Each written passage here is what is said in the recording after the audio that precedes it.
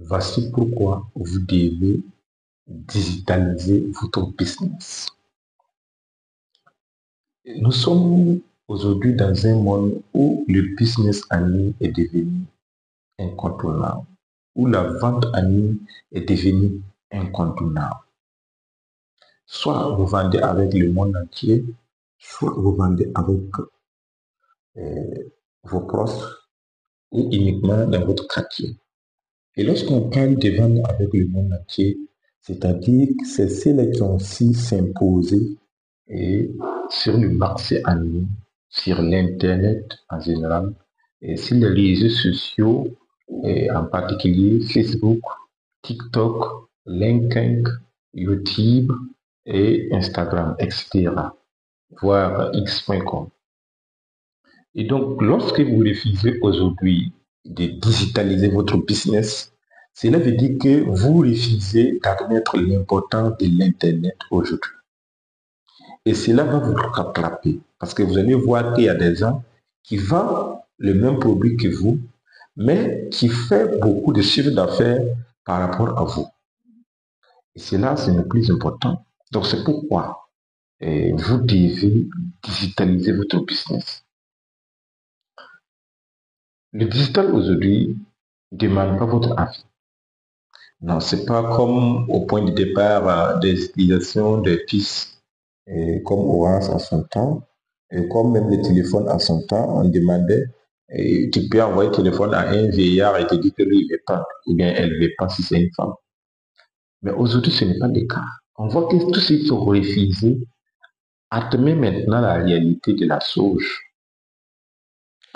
Donc, si tu refuses de digitaliser ton business, sache que tu ne seras pas visible. Ça, c'est un. Sache que ce serait uniquement toi et tes proches qui sauront que tu vends tel produit. Ça, c'est deux. Et un peu même du quartier, tes voisins, les voisinages, qui peuvent admettre que tu vends tel produit, voire quelques amis seulement. Est-ce que tu vois? Donc, en ce moment, cinquième point, tu seras limité. Limité en termes de visibilité, limité en termes de vente, limité en termes de chiffre d'affaires. Mais la question finale qu'on se demande en vendant un produit ou un service, c'est quoi? C'est d'avoir satisfaire les clients, c'est d'avoir avoir un retour sur investissement. Et donc, voici pourquoi vous devez digitaliser votre business. Nous sommes aujourd'hui dans un monde où le business en ligne est devenu incontournable, où la vente en ligne est devenue incontournable. Soit vous vendez avec le monde entier, soit vous vendez avec vos proches ou uniquement dans votre quartier. Et lorsqu'on parle de vendre avec le monde entier, c'est-à-dire que c'est ceux qui ont su s'imposer et sur le marché en ligne, sur l'Internet en général, et sur les réseaux sociaux, et en particulier Facebook, TikTok, LinkedIn, YouTube et Instagram, etc., voire X.com.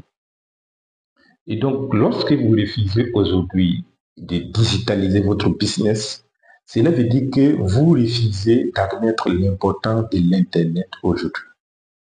Et cela va vous rattraper parce que vous allez voir qu'il y a des gens qui vendent le même produit que vous, mais qui fait beaucoup de chiffre d'affaires par rapport à vous. Et cela, c'est le plus important. Donc, c'est pourquoi vous devez digitaliser votre business. Le digital aujourd'hui ne demande pas votre avis. Non, c'est pas comme au point de départ des utilisations des puces comme Orange à son temps, et comme même les téléphones à son temps, on demandait, tu peux envoyer le téléphone à un vieillard et te dire que lui, il ne veut pas, ou bien elle ne veut pas si c'est une femme. Mais aujourd'hui, ce n'est pas le cas. On voit que tous ceux qui sont refusés admettent maintenant la réalité de la chose. Donc, si tu refuses de digitaliser ton business, sache que tu ne seras pas visible. Ça, c'est un. Sache que ce serait uniquement toi et tes postes qui sauront que tu vends tel produit. Ça, c'est deux. Et un peu même du quartier, tes voisins, les voisinages, qui peuvent admettre que tu vends tel produit, voire quelques amis seulement. Est-ce que tu vois? Donc, en ce moment, cinquième point, tu seras limité. Limité en termes de visibilité, limité en termes de vente, limité en termes de chiffre d'affaires.